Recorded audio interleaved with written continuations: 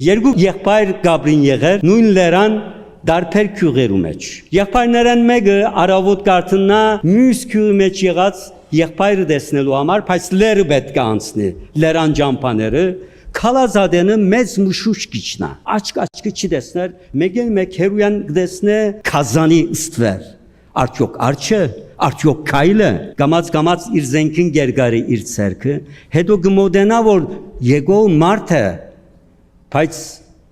զենք ունի, ավազակ է արդյոք։ Ուրեմն ինքնալ զենքը գհանե,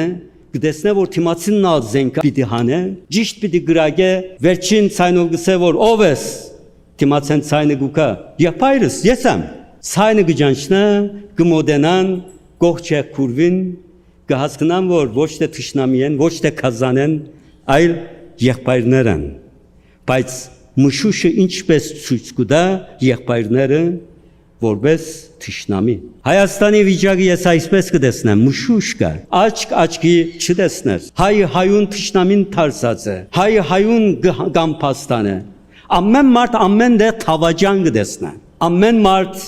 բոլոր գործանումներու համար մեկ մարդուն պատասխանատու գտնել կուզեն։ Մշուշն է մեզ այդ ցույց կտա։ Ինչպես կլա հայ արաքելական եկեղեցին եւ պետականությունը փախում ունենա։